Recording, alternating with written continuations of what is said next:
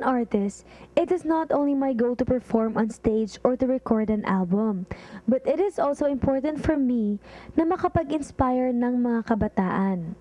Recently ay nakilala ko ang mga young members ng Philippine Youth Symphonic Band. We had a rehearsal para sa laro Child's Play at the CCP.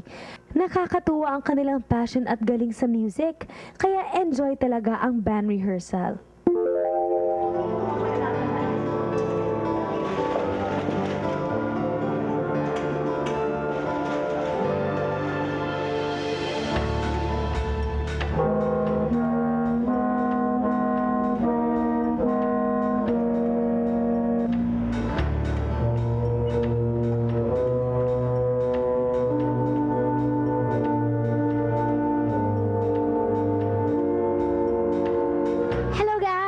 Kamusta kayo? Nandito ako ngayon sa National Museum. Meron akong rehearsal para sa event sa CCP on the 27th, November 27, laro Child's Play at the CCP. Ayan, yan po ang mag-a-accompany po sa akin ay ang Philippine Youth Symphonic Orchestra. Mga young musicians po sila, di ba?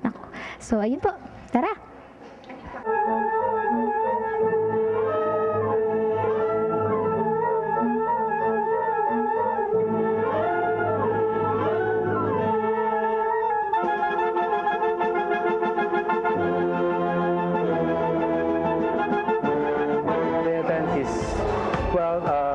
A gala concert of the Philippine Youth Symphonic Band, and it's entitled Laro Child's Play.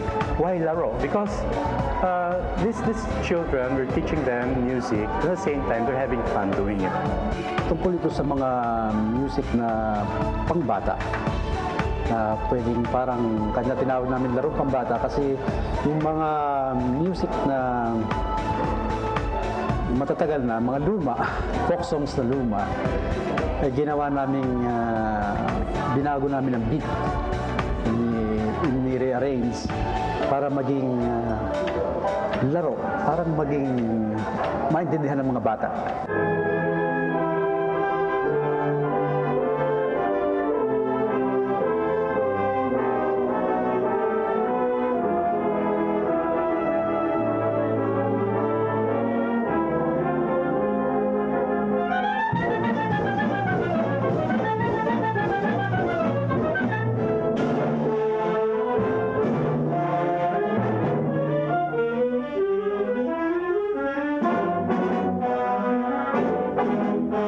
These kids, they come from different provinces, like as far as San Miguel, Bulacan, Cavite, General Trias, Cardona, mostly are from Rizal, but yeah, they come from different provinces, and they're, most of them are in school, and we meet every Saturdays. Ayan yung mga bata na pinipili namin every year. Sa tuwing month of May, mayroon kaming music camp. So, nag-audition kami ng mga bata. Marami sila, mga about hundreds. Tapos minimili lang kami ng magagaling na titira kami ng mga 50. Yan sila yan. Na dedicated. Gusto talaga tumuntun. So, yun. Kanya sila nandyan dahil mahilig sila. Isipin mo, every Saturday o minsan Sunday, hindi sila nakakapaglaro sa kanila dahil pumunta sila rito para mag-rehearse, makapag-ensayo. It is an organization for training in music, and eventually they use the music for them to get scholarships in academic schools.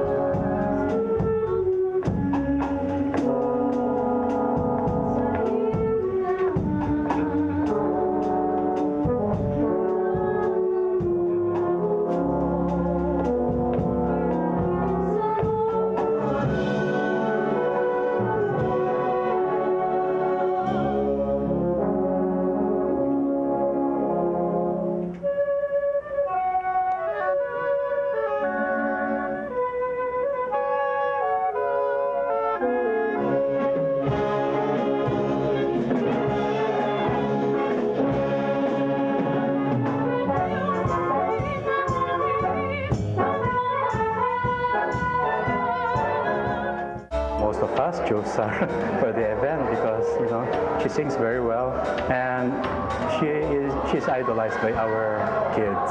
Because we think that she can also be an ambassadress of Philippine music.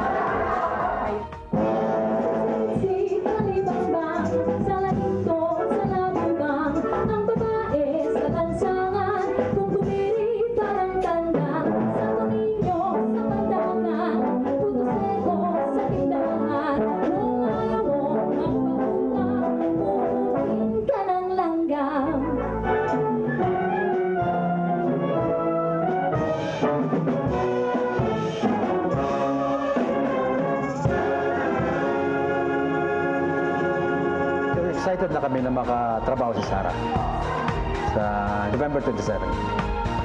The kids are very much excited in performing with Sarah at the Cultural Center of the Philippines. Mababait na bata ito. Mababait sila at magagaling. Magagaling. Kaya ang mahirap lang sa kanila, medyo kapos sila sa pera.